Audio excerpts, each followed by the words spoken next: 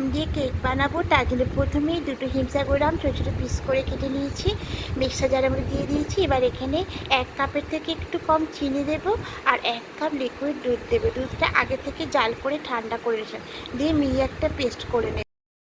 এই পেস্টটা করা হয়ে গেছে। এদিকে একটা বাটির মধ্যে ওই কাপেরই 1 কাপ ময়দা দেব আর ওই কাপেরই মাপের 1 কাপ সুজি দেব আর সামান্য একটু লবণ দেব, দিয়ে খুব ভালো করে মিশিয়ে নেব। মাপটা ঠিক মতো করে করলে তাহলে কেকটা নরম ও স্পঞ্জি হবে। আর এবার এখানে যে আমের পেস্টটা করেছিলাম এবার এর মধ্যে আমের পেস্টটা দিয়ে দেব। এবার হ্যান্ড উইস্কে করে খুব ভালো করে মিশিয়ে নেব। তা হ্যান্ড উইস্কে হচ্ছে না, একটা চামচে করে খুব ভালো করে প্রথমটা একটু মিশিয়ে নেব। এবার এর মধ্যে যে কাপের মাপে নিয়েছিলাম সেই কাপের মাপেই 1/2 কাপ সাদা তেল দেব। এবার তেলটা দিয়ে হ্যান্ড উইস্কে করে খুব ভালো করে এটাকে মিশিয়ে নেব। খুব ভালো করে হ্যান্ড উইস্কে করে মিশিয়ে নিয়েছি। ঠিক ব্যাটারটা এরকম হবে। এবার এদিকে একটা বাটির মধ্যে 1 মুঠো মতো টুটি ফুটি রেখেছি, 1 চামচ ময়দার মধ্যে দিয়ে দেব, দিয়ে খুব ভালো করে এটাকে প্রথমে মিশিয়ে নেব। এবার এই টুটি ফুটিটা কেকের ব্যাটারের মধ্যে দিয়ে দেব, দিয়ে আবারও হ্যান্ড উইস্কে করে খুব ভালো করে মিশিয়ে নেব। এভাবে খুব ভালো করে মেশাতে হবে, তাহলে কেকটা খুব সুন্দর হবে। ভালো করে মিশিয়ে নিয়েছি।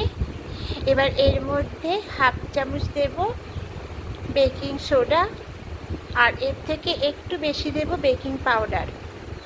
এবার সামান্য একটু জলের মধ্যে দেব, দিয়ে এবার হ্যান্ড উইস্কে করে আবারও খুব ভালো করে এভাবে করে মিশিয়ে নেব। এর ব্যাটারটা একদম রেডি হয়ে গেছে।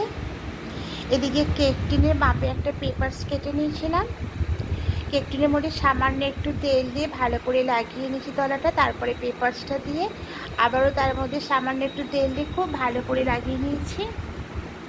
একদম রেডি হয়ে গেছে। এবার ব্যাটারটা এর মধ্যে সবটা নিয়ে নেব। কেকের ব্যাটারটা সবটা নিয়ে নিয়েছি। এবার একটু সাইডটা ধরে এভাবে করে ঠুকে দেব, একটু ঠুকে ঠুকে দিয়েছি। এবার এর উপর দিয়ে সামান্য একটু টুটি ফুটি এভাবে করে উপরটা দিয়ে দেব। একদম রেডি। এ থেকে ডেকচির মধ্যে সামান্য একটু বালি দিয়ে স্ট্যান্ড বসিয়ে ঢাকা দিয়ে গরম করে নিয়েছি। এবার ঢাকাটা খুলে স্ট্যান্ডের মধ্যে কেক টিনটা বসিয়ে দেব। ঢাকা দিয়ে হাই হিটে 20 মিনিট রাখবো। তা 20 মিনিট পর আঁচটা একদম লো করে দিয়ে আবারও ঢাকা দিয়ে 40 মিনিট রেখে দেব। ঢাকাটা খুলে নেব। কেকটা দেখুন একদম রেডি হয়ে গেছে। তার একটু হাত দিয়ে দেখে নেব, না হাতের মধ্যে একটুও লাগছে না, মানে কেকটা একদম রেডি। মাঝে আমি একবার খুলেছিলাম, দিয়ে আবারও ঢাকা দিয়ে 10 মিনিট রেখে দিয়েছিলাম। তো চামচ দিয়ে দেখে নেব, একটু চামচের গায়ে একটুও লাগছে না, আবার একটু দেখে নেব, না লাগছে না। এবার কেকটাকে নামিয়ে ঢাকা দিয়ে আরও কিছুক্ষণ রাখবো। এবার ঠান্ডা হয়ে গেলে তারপর আপনাদেরকে দেখাবো। ঠান্ডা হয়ে গেছে। এবার কেকটাকে অন্য একটা পাত্রের মধ্যে নিয়ে নেব।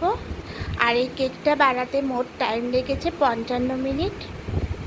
দেখুন হাতে করে একটু চাপ দিচ্ছি, তাতে কেকটা উঠে আসছে। এবার একটা পাত্রের মধ্যে নিয়ে নেব। এবার পেছনের দিক থেকে কাগজটাকে উঠিয়ে নেব। দেখুন পেছনের দিকটা কত সুন্দর। এবার কাগজটা উঠিয়ে নেওয়ার পরে এবার এটাকে সামনে করে নিলাম। দেখুন কেকটা কতটা স্পঞ্জি হয়েছে, খুবই নরম। কেকটা আমি এখন কেটে দেখাবো না, মেয়ের যেহেতু কালকে বার্থডে, আজকে রাত্রি 12টায় এই কেকটা দেখে উইশ করবো, ওই কেকটা কাটবে। যদি বন্ধুরা কেকের রেসিপিটি আপনাদের ভালো লেগে থাকে অবশ্যই লাইক করে দেবেন, কমেন্টে জানাবেন। আর যারা নতুন বন্ধুরা দেখছেন এখনও পর্যন্ত সাবস্ক্রাইব করেননি তাদের কাছে অনুরোধ রইল সাবস্ক্রাইব করার পাশে থাকার জন্য। আমিও আপনাদের পাশে থাকবো, আবার কোনো একটা রেসিপি নিয়ে চলে আসবো। আজকের মতো টাটা।